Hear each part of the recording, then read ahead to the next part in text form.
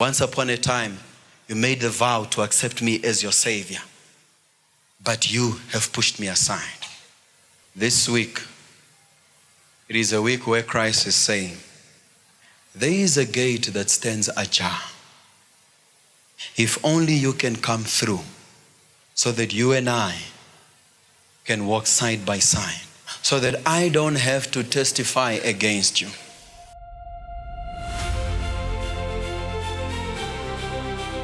Can God rely on you?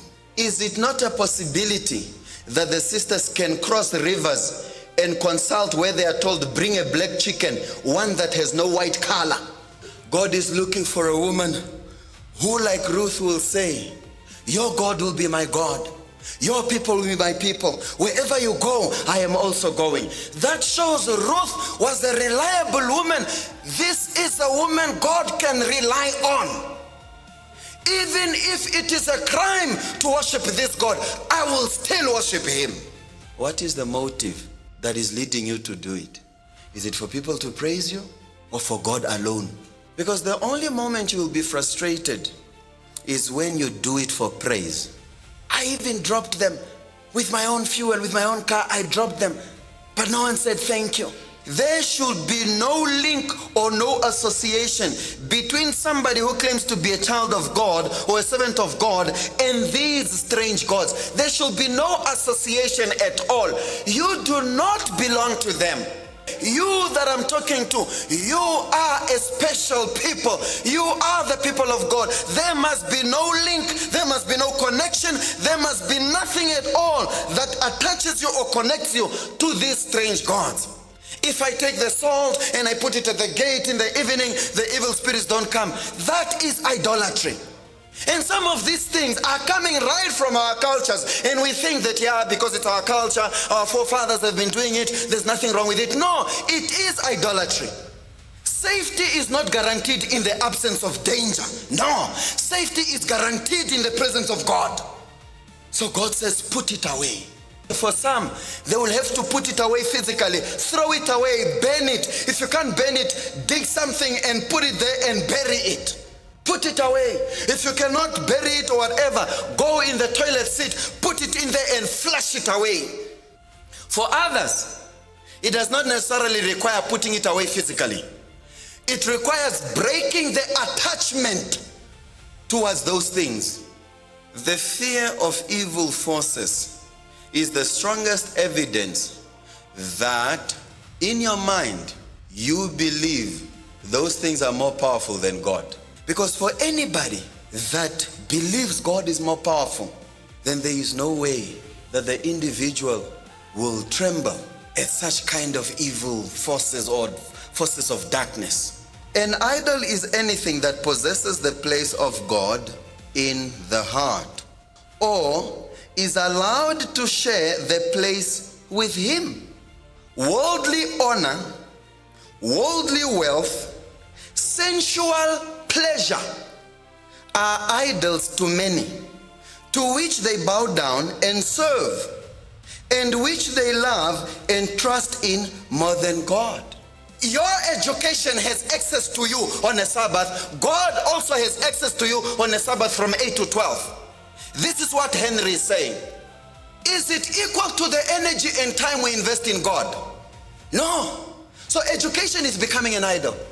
Now, before you think, well, Pastor, you just have a problem with education. No, I don't. In fact, I just dropped out of a master's that I didn't like the content. And Timothy says it. He says, in the last days, there will be people who are lovers of pleasure than lovers of God. It's all about, oh, let's get together, let's go out, and let's have time together.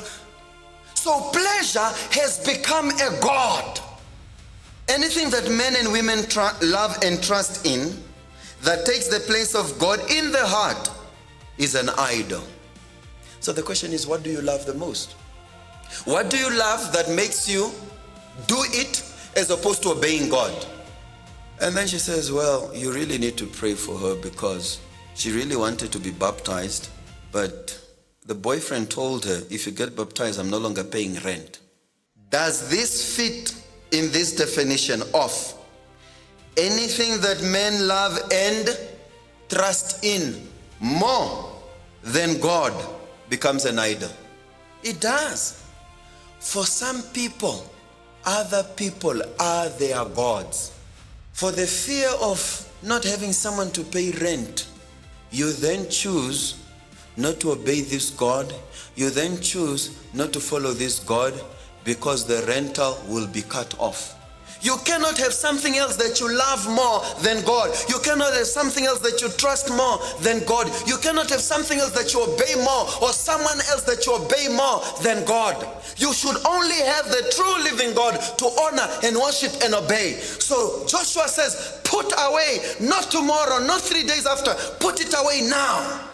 It's imperative you do it. Further, Joshua says, listen here. If you don't do what I'm telling you, this God, the same way he did it with the Amorites, is the same way he will do it with you. Why? Because God is a God who hates idols. He hates idol worshippers. Therefore, he's giving you a chance to put it all away. Put away your gods. Now, if you want to entertain your idols, if you want to be idolaters, God is saying, that's not a problem. I don't have a problem with that. But you must know, I am ready to fight you in a war battle. And you must know, there is no report. There has never been a report that was produced from the time this world was created up until the end that says God failed in a battlefield. No, when God fights a war, he fights it and he wins it and he finishes it.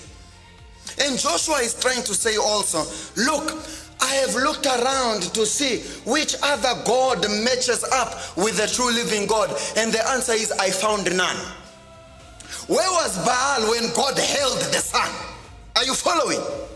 Because if Baal is the God of the skies, then when God holds the sun, Baal must be able to move it around.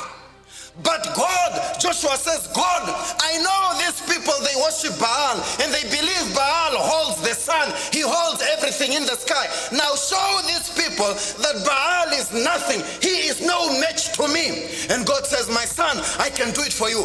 God holds the sun and Joshua finishes them all. Therefore, you should know God is stronger than any idol you are trying to entertain. Ooh.